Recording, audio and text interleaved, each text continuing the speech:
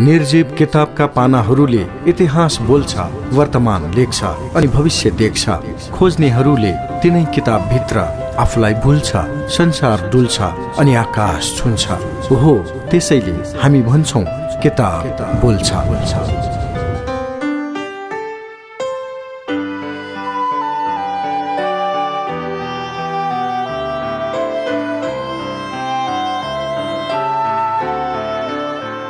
नमस्कार, स्वागत छ कार्यक्रम किताब बोल्छ।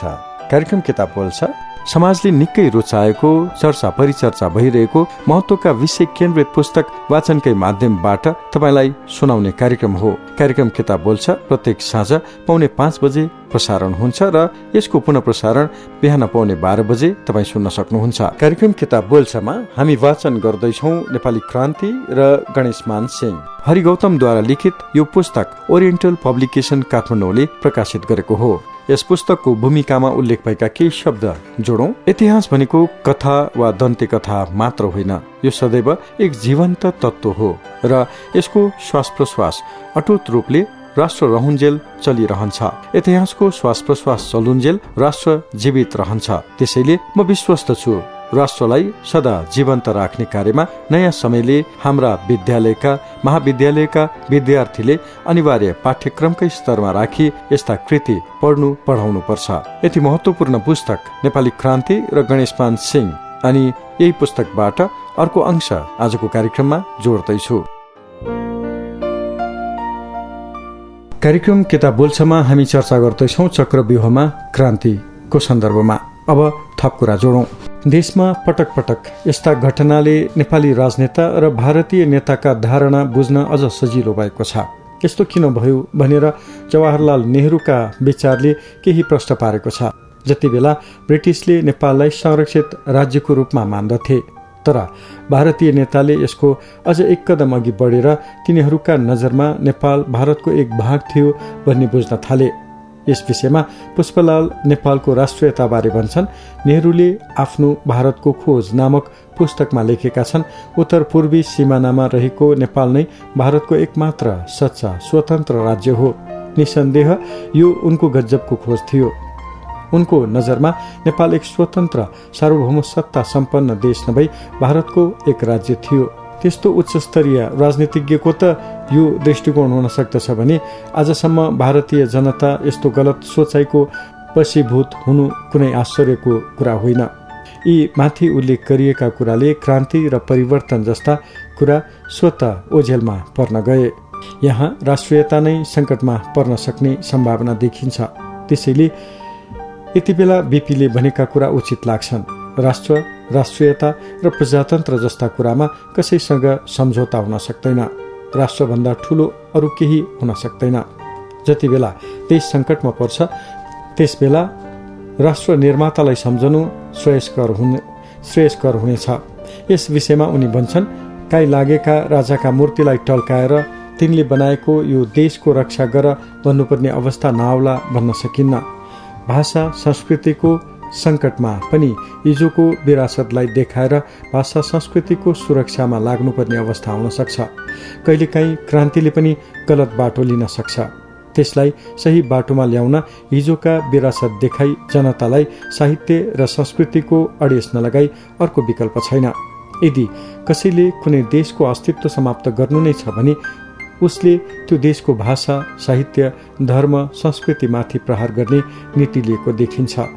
विगतको लामो अध्ययनले के देखाउँछ भने हाम्रो स्वतन्त्रता पराधीनताको बाटोमा पो जाने हो कि भन्ने त्रास पैदा भएको छ।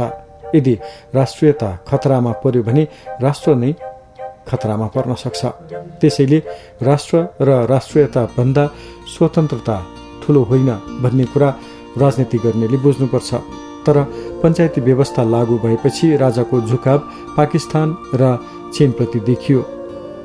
त्यसले गर्दा नेपालमा राजा आफूबाट टाढा हुनेदेखि भारत एकाधिकार पुँजीवाद र अमेरिकी साम्राज्यवादले पञ्चायती व्यवस्थाप्रति आफ्नो दृष्टिकोणमा केही परिवर्तन गरी अमेरिकासँग सन्धि गरी भारतीय एकाधिकार पुँजीवादलाई 81 वटा संयुक्त प्रोजेक्ट निर्माण गर्न दिने सम्झौता गर्नुका साथै जनविरोधको बावजुद गण्डक योजनाको उद्घाटन गर्न भारतका प्रधानमन्त्री जवाहरलाल नेहरूलाई दिल खोलेर स्वागत गरेका उदाहरण छन्।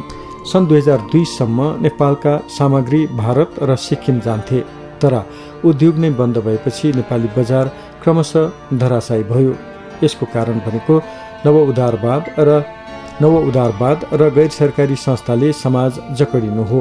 जुन बेला नेपाली जनता राजाद्वारा सञ्चालित निर्दलीय पञ्चायती व्यवस्था विरुद्ध आन्दोलनको पूर्व सन्ध्यामा थिए, त्यो बेला देश भारतीय सरकारले लगाएको नाकाबन्दीले आक्रान्त थियो। मानिसलाई चाहिने अलि आवश्यक वस्तु बजारमा किन्न पाइने अवस्था थिएन। यो कार्य नेपाल भारत पारवहन वाणिज्य सन्धिको म्याद सकिएर मात्र आयात निर्यात ठप्प भएको होइन, यो त भारतको शीतयुद्ध हो, नेपाली जनतामाथिको दमन, अन्याय र अत्याचार हो।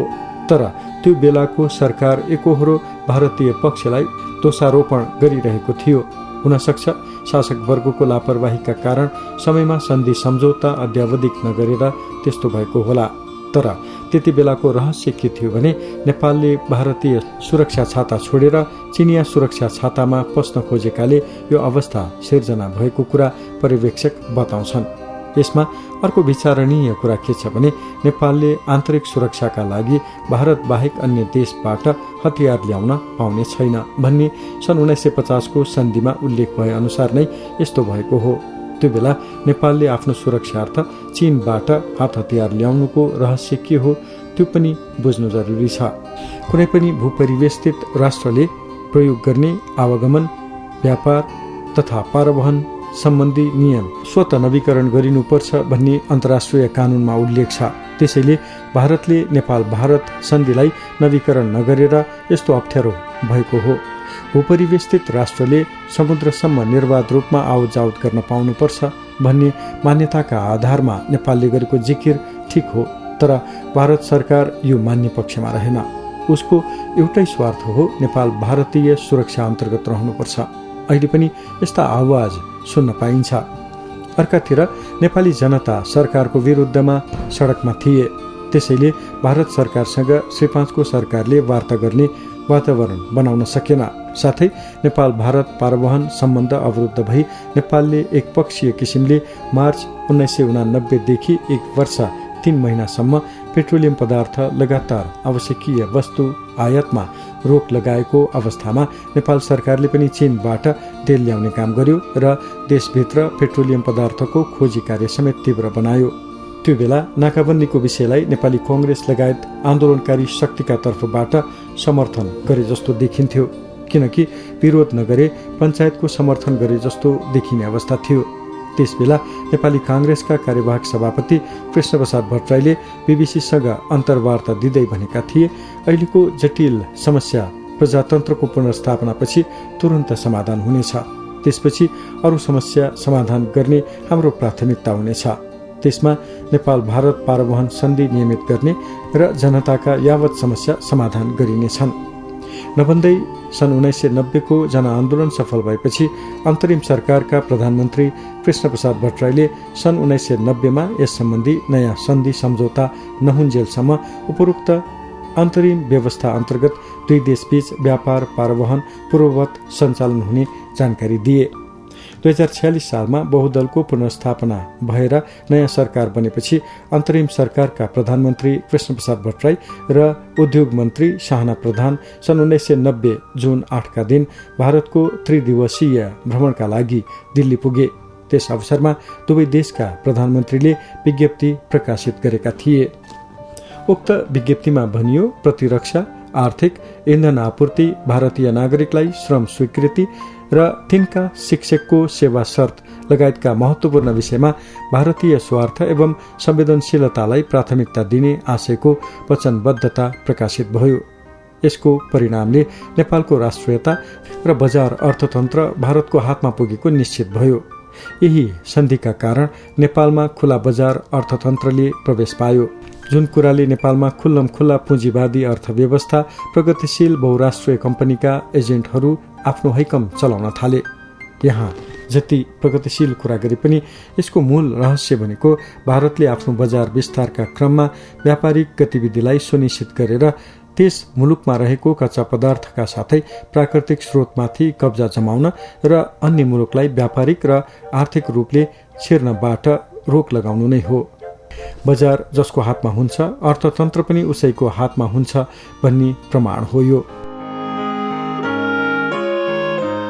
कार्यक्रम किताब बोल्छ तपाईँ सुन्दै हुनुहुन्छ। कार्यक्रममा हामी नेपाली क्रान्ति र गणेशमान सिंह पुस्तक वाचन गर्दैछौँ। हरि गौतमद्वारा लिखित यो पुस्तक ओरिएन्टल पब्लिकेसन काठमाडौँले प्रकाशित गरेको हो। पुस्तकका शब्द लेखकको मात्र हामी वाचनको माध्यमबाट तपाईँसम्म पुर्याउँदैछौँ। पुस्तकको अर्को अंश सुनाउन भोलि तपाईँसँग फेरि पनि भेट्नेछु। आजको लागि प्राविधिक सहकर्मी रेहन महर्जनलाई धन्यवाद दिँदै म सुरज वीर बज्राचार्य पनि छुट्टिन्छु। नमस्कार।